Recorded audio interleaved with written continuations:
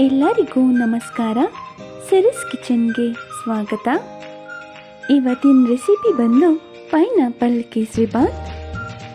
ಈ ಪೈನಾಪಲ್ ಕೇಸರಿ ಬಾತ್ನ ಎಲ್ಲರೂ ಸಹ ತುಂಬ ಇಷ್ಟಪಟ್ಟು ತಿಂತಾರೆ, ಹಾಗೆ ತುಂಬ ಈಸಿಯಾಗಿ ಸಹ ಮಾಡ್ಕೊಬೋದು. ಬನ್ನಿ ನೋಡೋಣ ಹೇಗೆ ಮಾಡೋದು ಅಂತ. ನಾನು ಒಂದು ಪ್ಯಾನ್ ಇಟ್ಕೊಂಡು ಪ್ಯಾನಿಗೆ ಅರ್ಧ ಕಪ್ನಷ್ಟು ತುಪ್ಪನ ಸೇರಿಸ್ಕೊತಾ ಇದ್ದೀನಿ. ತುಪ್ಪ ಕಾದಾದ್ಮೇಲೆ ಅದಕ್ಕೆ ಒಂದು 10 ಗೋಡಂಬಿನ ಹಾಕ್ಕೊಂಡು ಹೊಂಬಣ್ಣ ಬರೋವರೆಗೂ ಗೋಡಂಬಿನ ಚೆನ್ನಾಗಿ ಫ್ರೈ ಮಾಡ್ಕೊಳ್ಳೋಣ. ಆದಷ್ಟು ಲೋ ಫ್ಲೇಮಲ್ಲಿ ನೋಡಿ ಫ್ರೈ ಮಾಡ್ಕೊಬೇಕು.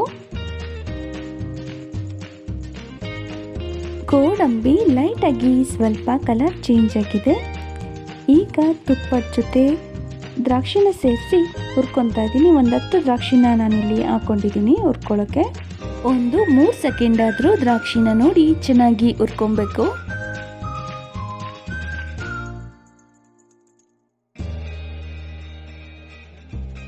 ದ್ರಾಕ್ಷಿ ಗೋಡಂಬಿ ಎರಡು ಸಹ ಚೆನ್ನಾಗಿ ಫ್ರೈ ಆಗಿದೆ. ಈಗ ಪ್ಯಾನಿಗೆ 3/4 ಕಪ್ನಷ್ಟು ಮೀಡಿಯಂ ರವೆನ ಹಾಕ್ಕೊತಾ ಇದ್ದೀನಿ. ಒಂದು 5 ನಿಮಿಷನಾದರೂ ತುಪ್ಪದಲ್ಲಿ ರವೆನ ಚೆನ್ನಾಗಿ ಹುರ್ಕೊಬೇಕು. ಆದಷ್ಟು ಲೋ ಫ್ಲೇಮಲ್ಲಿ ರವೆನ ಹುರ್ಕೊಬೇಕು. ರವೆ ತುಪ್ಪದಲ್ಲಿ ಉರಿತಾ ಘಮ ಬಿಡುತ್ತೆ, ಅಲ್ಲಿ ತನಕ ನೋಡಿ ಚೆನ್ನಾಗಿ ಹುರ್ಕೊಳ್ಳೋಣ.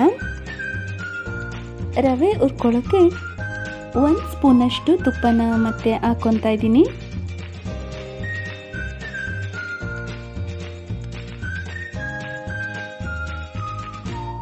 ರವೆ ಎಲ್ಲ ತುಪ್ಪದಲ್ಲಿ ಚೆನ್ನಾಗಿ ಹುರ್ಕೊಂಡಿದ್ದೀನಿ.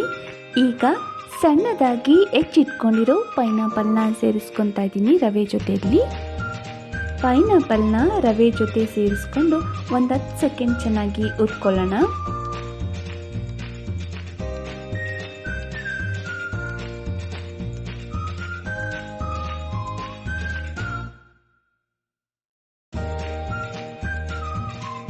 ರವೆ ಮತ್ತು ಪೈನಾಪಲ್ನ ಚೆನ್ನಾಗಿ ಹುರ್ಕೊಂಡ್ಮೇಲೆ ಈ ರವೆ ಜೊತೆಗೆ ಬಿಸಿನೀರನ್ನ ಸೇರಿಸ್ಕೊತಾ ಇದ್ದೀನಿ.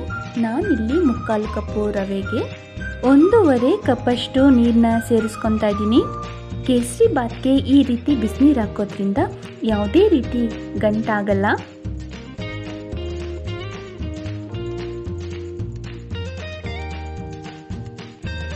ಹಾಗೆ 1/4 ಸ್ಪೂನಷ್ಟು ಫುಡ್ ಕಲರ್ನ ಹಾಕ್ಕೊತಾ ಇದ್ದೀನಿ.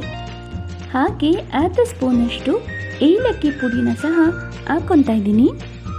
ಎರಡನ್ನೂ ಸಹ ರವೆ ಜೊತೆಯಲ್ಲಿ ಚೆನ್ನಾಗಿ ಮಿಕ್ಸ್ ಮಾಡ್ಕೊಳ್ಳೋಣ.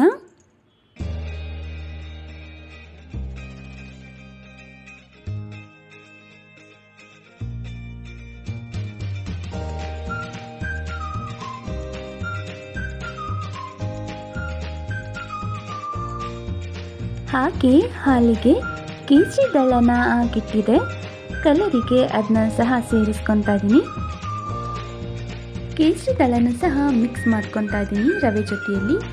ಈಗ ಫೈನಲ್ ಆಗಿ ನಾನು 3/4 ಕಪ್ ರವೆಗೆ 3/4 ಕಪ್ಪಷ್ಟು ಸಕ್ಕರೆನ ಸೇರಿಸ್ಕೊತಾ ಇದ್ದೀನಿ. ರವೆ ಒಟ್ಟಿಗೆ ಸಕ್ಕರೆ ಚೆನ್ನಾಗಿ ಮೆಲ್ಟ್ ಆಗಬೇಕು, ಅಲ್ಲಿ ತನಕ ನೋಡಿ ಚೆನ್ನಾಗಿ ಮಿಕ್ಸ್ ಮಾಡ್ಕೊಳ್ಳೋಣ. ಯಾವುದೇ ರೀತಿ ಕೇಸರಿ ಬಾತ್ನ ಮಾಡಬೇಕಾದ್ರೆ ರವೆ ಜೊತೆಯಲ್ಲಿ ಬಿಸಿನೀರನ್ನ ಯೂಸ್ ಮಾಡೋದ್ರಿಂದ ರವೆ ಯಾವುದೇ ರೀತಿ ಗಂಟಾಗಲ್ಲ. ಸಕ್ಕರೆ ಎಲ್ಲ ನಿಧಾನಕ್ಕೆ ಕರಗ್ತಾ ಬರ್ತಾ ಇದೆ. ಸಕ್ಕರೆ ಎಲ್ಲ ಕರಗಾದ್ಮೇಲೆ ಕೇಸರಿ ಬಾತ್ ಸ್ವಲ್ಪ ತೆಳ್ಳ ಅನ್ನಿಸ್ಬೋದು. ರವೆಗೆ ಸಕ್ಕರೆ ಎಲ್ಲ ಚೆನ್ನಾಗಿ ಹಿಡ್ದಾದ್ಮೇಲೆ ಸ್ವಲ್ಪ ಗಟ್ಟಿಗಾಗತ್ತೆ. ನೀವು ನೋಡ್ತಾ ಇರ್ಬೋದು ಕೇಸರಿ ಬಾತ್ ಈಗ ಸ್ವಲ್ಪ ಗಟ್ಟಿ ಆಗ್ತಾ ಬರ್ತಾ ಇದೆ. ಒಂದು 10 ಸೆಕೆಂಡ್ ಈ ರೀತಿ ತಿರುಗಿಸ್ತಾ ಇದ್ರೆ ಕೇಸರಿ ಬಾತ್ ಹಲ್ವಾ ರೀತಿ ಅದಕ್ಕೆ ಬರುತ್ತೆ. ಯಾವುದೇ ರೀತಿ ಗಂಟಿಲ್ದೇನೆ ಕೇಸರಿ ಬಾತ್ ನೋಡ್ತಾ ಇರ್ಬೋದು ಎಷ್ಟು ಚೆನ್ನಾಗಾಗಿದೆ ಅಂತ ನೀವು. ಐ ಹೋಪ್ ಈ ರೆಸಿಪಿ ನಿಮಗೂ ಸಹ ಇಷ್ಟ ಆಯಿತು ಅಂತ ಅಂದ್ಕೊಂಡಿದ್ದೀನಿ. ನೀವೊಂದ್ಸಲ ಟ್ರೈ ಮಾಡಿ ಹೇಗಿತ್ತು ಅಂತ ಕಮೆಂಟ್ ಮಾಡಿ. ಹಾಗೆ ಯಾರ್ಯಾರು ಹೊಸದಾಗಿ ಈ ವಿಡಿಯೋ ನೋಡ್ತಾ ಇದ್ದೀರೋ ಪ್ಲೀಸ್ ನನ್ನ ಚಾನಲ್ನ ಸಬ್ಸ್ಕ್ರೈಬ್ ಮಾಡಿ. ಪೈನಾಪಲ್ ಕೇಸರಿ ಬಾತ್ ರೆಡಿಯಾಗಿದೆ. Thank you.